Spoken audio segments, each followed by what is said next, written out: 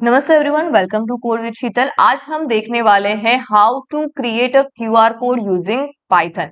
QR code बहुत ज्यादा आजकल मार्केट में यूज भी हो रहा है। क्यूआर कोड का फुल फॉर्म है क्विक रिस्पांस कोड। तो वो हम कैसे क्रिएट कर सकते हैं पाइथन में। तो यहाँ पे मैंने ऑलरेडी एक पाइथन में प्रोजेक्ट सिंपल क्रिएट करके रखा है एंड एक फाइल बना दी है qr.py करके।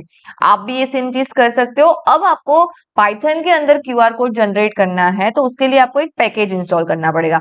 तो उसके लिए हम जाएंगे यहाँ पे टर्मिनल में और यहाँ पे हम लिखेंगे pip इंस्टॉल पाई क्यूआर कोड। क्या लिखना है? पाई क्यूआर कोड। ये पैकेज की हेल्प से हम पाइथन में क्यूआर कोड बहुत ही इजीली बना सकते हैं। अब हम एंटर देंगे तो यहाँ पे मेरी सिस्टम में ऑलरेडी ये पैकेज इंस्टॉल है, इसलिए मेरे को यहाँ पे ये मैसेज शो हुआ है। अगर आपकी सिस्टम में नहीं है इंस्टॉल तो यहाँ पे इंस्टॉलेशन प्रोसेस होके ये पैकेज आपके सिस्टम में इंस्टॉल हो जाएगा। जैसे ही आप इसको इंस्टॉल कर देते हो तब आपको यहाँ पे फिर अपना कोड लिखना है। अगर इसके बारे में डिटेल में जानना है तो आप गूगल पर सर्च कर सकते हो। ओके, तो अब हम यहाँ पे क्या करेंगे, पहले हम इंपोर्ट कर देते हैं।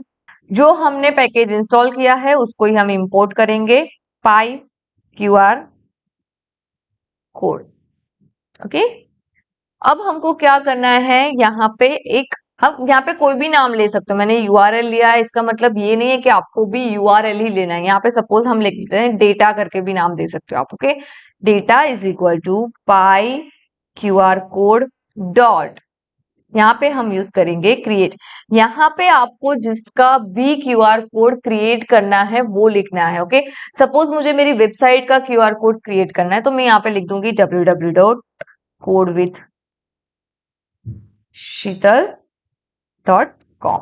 ओके, जैसे ही ये चीज हो गई, अब हमको क्या करना है, यहाँ पे हमने क्या किया, ये डेटा है उसका क्यूआर कोड जनरेट हो जाना चाहिए। अब उसको एक पीएनजी फाइल में हमको सेव कर देना पड़ेगा। तो उसके लिए हम यहाँ पे लिखेंगे डेटा डॉट पीएनजी। यहाँ पे पाथ दे देना है। ओके, यहाँ पे कुछ नहीं, यहाँ पे आप सिंपली नाम दे दो, आपको जो भी नाम रखना है आपके माई क्यूआर लिख देते हैं डॉट पीएनजी फॉर्मेट में। सिंपली इसको सेव कर दो एंड यहाँ पे राइट क्लिक करके उसको रन करो।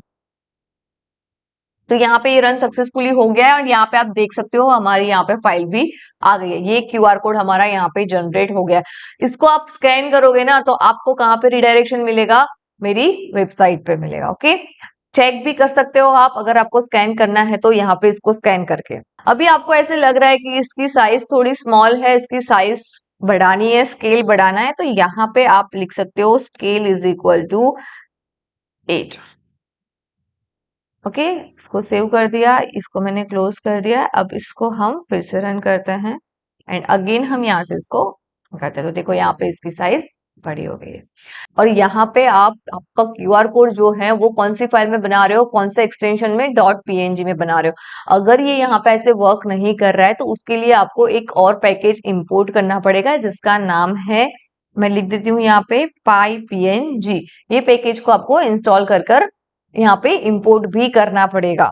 यहाँ पे आपने इसलिए से लिख दिया, फिर यहाँ पे आपको लिखना पड़ेगा इंपोर्ट पीएनजी ऐसे करके। ओके, अभी मेरा रन हो रहा है, मैं नहीं कर रही हूँ। अब यहाँ पे हमने बात की क्रिएट की। अगर क्रिएट यूज नहीं करना है तो आप यहाँ पे मेक का भी यूज कर सकते हो। तो मेक का यूज आप कैसे कर सकते हो वो मैं आपको बता देती हूँ। मेक से क्यूआर कोड जनरेट करने से पहले हम ये देख लेते हैं कि अगर हमको ये क्यूआर कोड हमारा जो जनरेट हुआ है वो यहाँ पे डायरेक्टली ना आके फोल्डर के अंदर स्टोर हो, तो वो हम कैसे कर सकते हैं।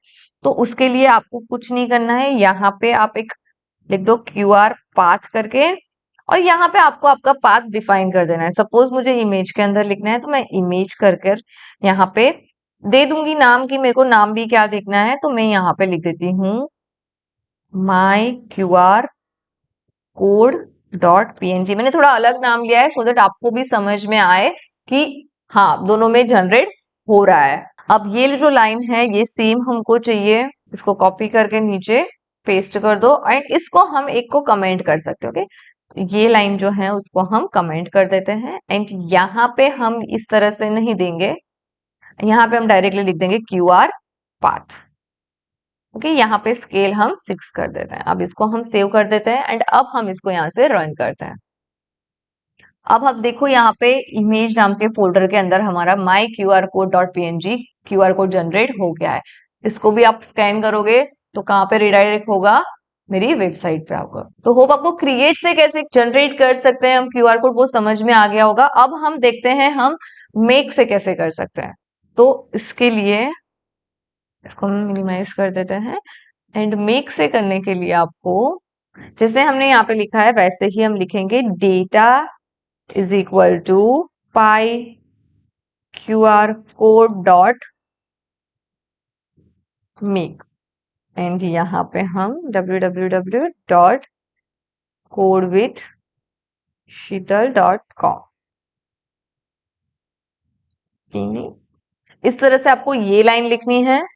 एंड इसको सेव करने के लिए आपको इस तरह से डेटा डॉट png का यूज नहीं करना है। इसको अगर आपको सेव करना है तो आपको यूज करना है डेटा डॉट सेव का। ओके, एंड यहाँ पे आप देख सकते हो आपका QR कोड का नेम, तो हम लिख देते हैं make QR code dot png। इसको रन कर कर आप देख सकते हो। अभी हम ये दो लाइन को कमेंट कर देती हूँ मैं। देखो यहाँ पे मैंने ये डायरेक्टली पाथ दे दिया। अगर आपको डायरेक्टली नहीं देना है और ऊपर यहाँ पे डिफाइन करना है तो आप ऊपर भी यहाँ पे डिफाइन कर सकते हो। URL इज इक्वल टू करके आपको जो यहाँ पे पाथ देना है वो दे दो एंड देन यहाँ पे सिंपली विदाउट डबल कोड आपको URL पास कर देना है, तो भी आपका QR कोड जनरेट हो जाएगा। उम्मीद करती हूँ कि आपको समझ में आ गया होगा कि पाइथन के अंदर हम QR कोड कैसे जनरेट कर सकते हैं। तो ये वीडियो में बस इतना ही, मिलते हैं नेक्स्ट वीडियो में। Thank you for watching this video.